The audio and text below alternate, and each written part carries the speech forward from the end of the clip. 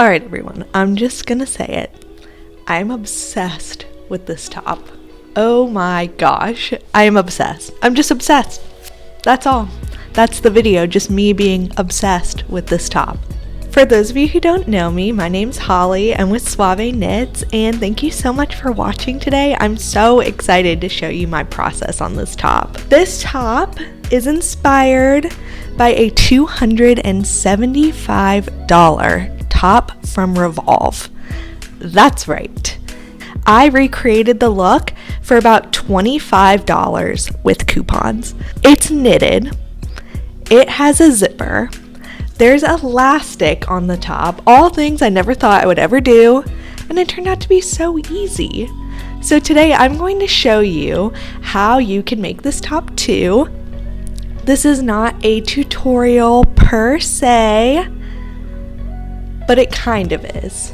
So even though I love how the top turned out, there are definitely a lot of things that I would change about my process. So I am going to be showing you exactly how I made the top, but I'm also going to be going over ways that I would change it if I made the top again in the future, and you can kind of choose which way that you want to do it throughout the video. I'm also going to be providing instructions on how you can adjust this top to fit your body size. So if we do not look like we are the same size, I'm not just giving instructions on how to make this top specifically, but mainly how to make this top that will fit you. So hopefully all of that sounds good, and why don't we dive on in? I wanted to start this video off with an unboxing video. I bought a bunch of balls of Faux Feather yarn and Color Theory yarn from Lion Brand, and both yarns will be available at the link below in the description. This yarn is so much fun, and I had been eyeing it for a long time on the website, but I didn't have a project in mind, so as soon as I saw this top, I knew I had to get it. And it was so fun. I love this yarn so much, and the color is literally perfect. So I ended up using 2 balls of the Faux Feather yarn and 1 ball of Color Theory. I used US size 10 knitting needles for this project, along with some other supplies, including a zipper, some elastic, a very tiny crochet hook, a needle, and some thread. So we have to plan before we start, and that starts with a gauge swatch. I'm sorry, but you got a gauge for this project. You can choose to either do a stockinette or a garter stitch for this project. I recommend the stockinette, but I actually chose garter when I made this project. I thought it would be easier, but it ended up being a pain, and it was harder to fix my mistakes. So I think if you wanted to make this project, a stockinette stitch would be much preferred over a garter stitch.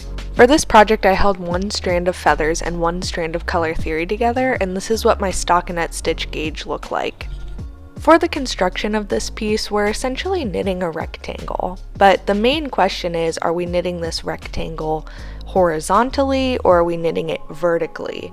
By this I mean, are the cast-on stitches coming from the long edge of the rectangle or the short end of the rectangle? For my piece, I did the long edge horizontally, and honestly I think if I could redo this top, I would have actually done it vertically, because I feel like it would be a lot easier to measure the piece as I go to fit my bust circumference.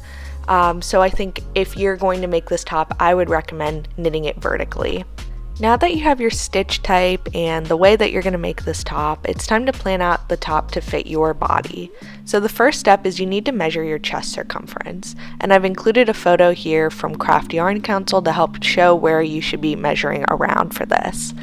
Next, you're going to actually use your gauge swatch to determine how many stitches you want to cast on. For this top, I didn't include any positive ease, so basically we're making it the exact same size as our chest circumference, which is number 1 in the photo above. The yarn can be very stretchy, and you'll notice in your gauge swatch that there is a lot of wiggle room with this, but since we're adding the elastic, you really won't have a problem with the top staying up. Now it's time to knit! I started out by casting on with the 2 strands of yarn held together. The number of cast-on stitches you have will be unique to your top depending on your gauge and your chest circumference if you're knitting horizontally, or how long you want the top to be if you're knitting vertically. As an example, let's say you're knitting vertically. You want the top to measure 10 inches and your gauge is 2 stitches per inch across.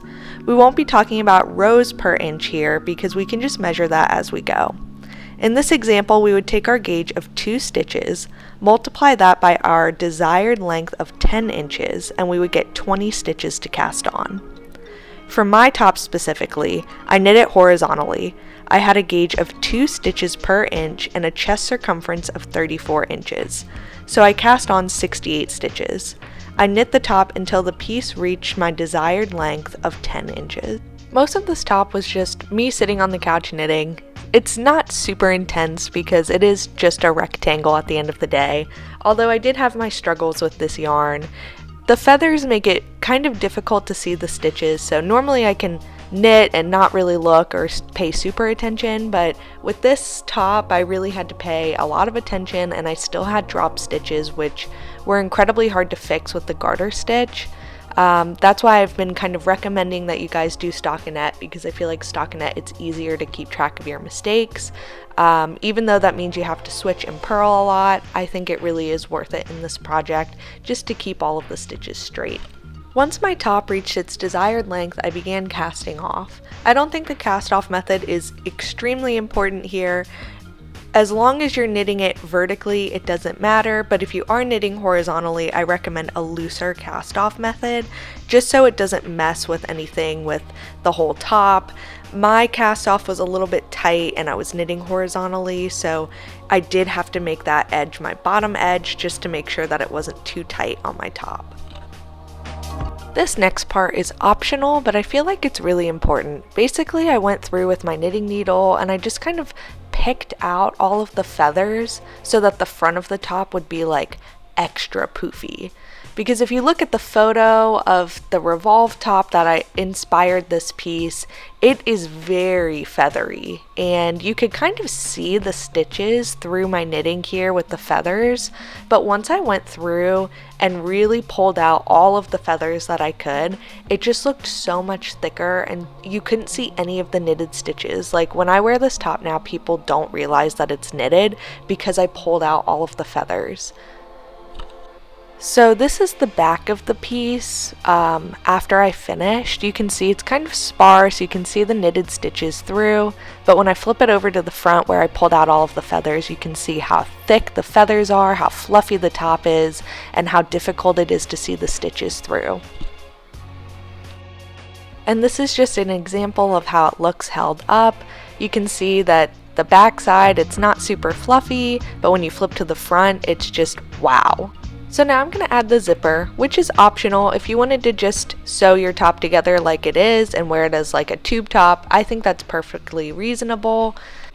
For my zipper, I measured out the top for the length of the zipper with the top fully stretched out. I don't think this should be an issue for you to have to do it this way if you made the top the exact size as your chest circumference. I actually made my top slightly smaller than my chest circumference because I wasn't anticipating using any elastic in the piece, but I altered this top for you guys so that you wouldn't have to do this part. You'll just make your zipper the exact length of your top and you won't have to worry about stretching it out. But basically I marked where the zipper was and what the length was, and then I kind of did a whip stitch over the zipper edge to tie it up. And this is where I'm doing the whip stitch. I used a very small crochet hook to punch a hole in, and then I just kind of pulled some embroidery floss through and kind of made it an edge of the zipper, so when it zips fully, the zipper doesn't come off all of the way. So you can kind of see I did it on the other side too. I think that this would be a lot easier to do with an actual needle instead of a crochet hook. The crochet hook will be important for when we're adding the zipper to the top, but I think for this part with the thread, it would have made my life a lot easier to just use the needle, which I ended up using later anyway, so I think it's worthwhile to do that instead of punching the hole with the crochet hook and continuing to pull it through. That just made my life very difficult.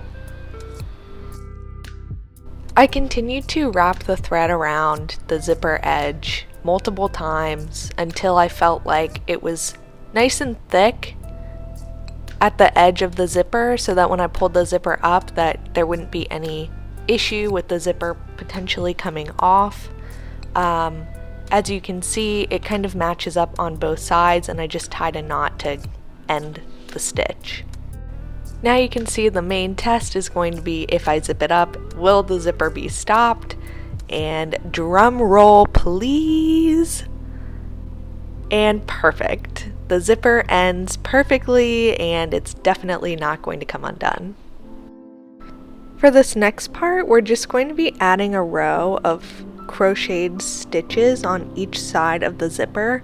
So right now I'm marking with a little marker where I'm going to be putting the holes for these stitches, just because I wanted to make sure that they'll be even on both sides.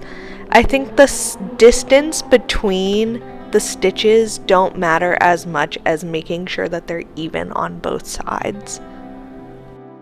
I went ahead and just continued adding the dots all the way up until the end of the zipper. And once I reached the end of the zipper, I took my little crochet hook, it's about a 2mm size, and I went through on all of those dots and just poked a hole in it. Getting the holes poked now is much easier than doing it in the middle of pulling my yarn through. Now that all my holes are poked, it's time to pull the yarn through. I started by just pulling it through the first loop and tying a little knot, and then I'm going to start picking up stitches. So now that I have the yarn through, I'm basically just getting it set up so that I can insert my hook into the first hole here, pull the yarn through the hole, and leave that loop on my crochet hook while I go into the next hole, pull the yarn through again, and it's a little tricky here, it kind of fell off, but once I get that stitch on, I pull it through the first loop and then continue that and make a whole chained row of crocheted stitches. I did this until I reached the end of my zipper, where I cut the yarn and then pulled it through the last loop and just pulled it tight. And now I'm just going to repeat that on the second side. I skipped ahead to show you the second side. Basically, the knitted piece is going to be attached on these two chained rows, and that's how the zipper will stay. So I started here by lining up my piece with the zipper. My piece is a little bit longer than the zipper, but if you remember, I measured out the zipper to be the length of my piece when it's fully stretched out, because I made this piece smaller than my actual bust size. So I had to have the zipper with the piece fully stretched, because if I had included the zipper at the length of the actual length of the top, it would have gotten really bunched up when it stretched around my body. So this should not be an issue for you if you made the top the length of your actual bust circumference.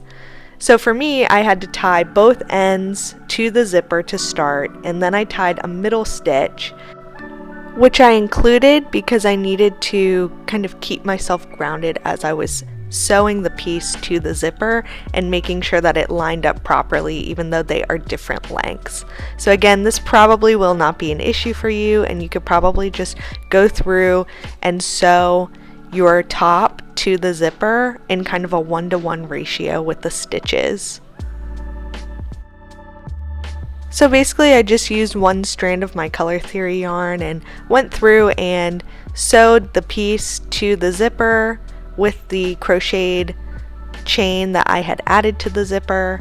I think I earlier said that I used a mattress stitch, but I don't know if that's the correct terminology. I think it was actually a whip stitch that I used, where I just kind of wrapped the yarn around tightly, and I haven't had any issues with how I sewed it together. I've actually worn the top out, and I had no issues with anything kind of coming undone. So that was really good, and after I finished, I just kind of tied that off and then made sure that there were no gaps.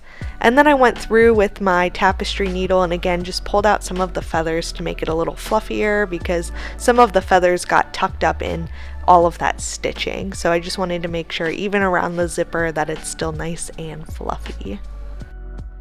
I went ahead and repeated this on the other side and then spent some time sewing in all of my ends, which I had neglected up until this point, and I also finally cut off the other edge of my zipper. If you notice, the other edge of my zipper that I didn't use looked pretty messy, and that's because my first attempt of this top using the zipper was on the top half of the zipper, so I didn't want to cut anything in case I needed to do some redos again.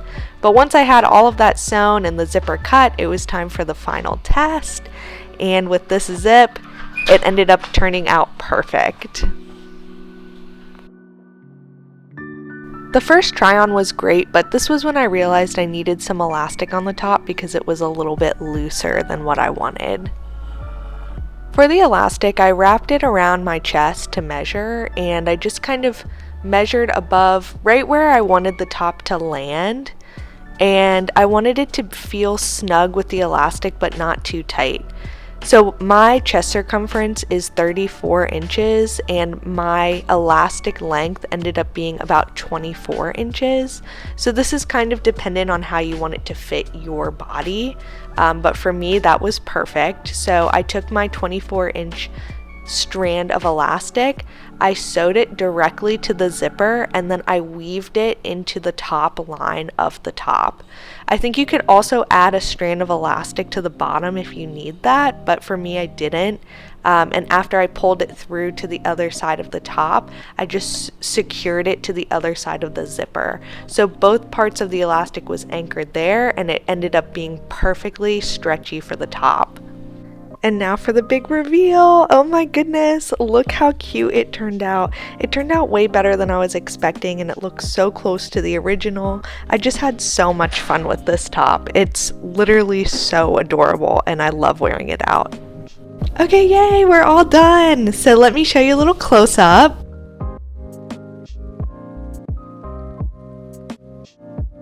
So you can see it's really stretchy on the top where we added the elastic. And I think if you needed it to be elastic on the bottom, you could definitely add some elastic here too. But I definitely needed it up top. I feel like this is a perfect going out top.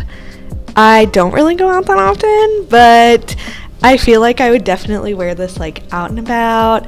I think because I held the feather yarn with the Color Theory yarn, it works really well as like a warm going out top. So if it's winter time and you're like looking for something to wear out with like a cute leather jacket, I think this is the shirt for you. So even though this was essentially just a rectangle, I feel like this was still a challenging project for me, or at least I felt like I challenged myself with it. I could have just been like, oh, this is, a rectangle, I'm gonna make it easy. But I still feel like I pushed myself to learn new skills with this, and also the feather yarn was like very difficult to work with at times. I love it and it's totally worth it, but it was very hard to see my stitches, and that's a huge reason why I would make this top with stockinette stitch in the future as opposed to garter stitch, because I definitely have dropped stitches in this top and I'm just leaving them, which is like makes me scream on the inside as a knitter. But I know I'm not going to be wearing this top like all the time. Like if it were a sweater that I knew was going to be like a piece I want to pass down for generations, then sure, I would fix it. I would find a way to do it. But with this top, it's like, oh, I'm probably going to spill beer on it at some point. Like I'm not really like trying to make this last as much as something else that I might be wearing and knitting. So everyone, I'd like to thank you so much for watching. I had so much fun making this top and of course wearing it. So please be sure to like and subscribe to this channel. I'm really trying to branch into YouTube, so any like or subscription really helps grow my channel. And if you really like videos like this where I recreate designer clothes or accessories, please let me know in the comments because I'd love to keep making videos like this. So I will see you on the next one. Thanks, bye.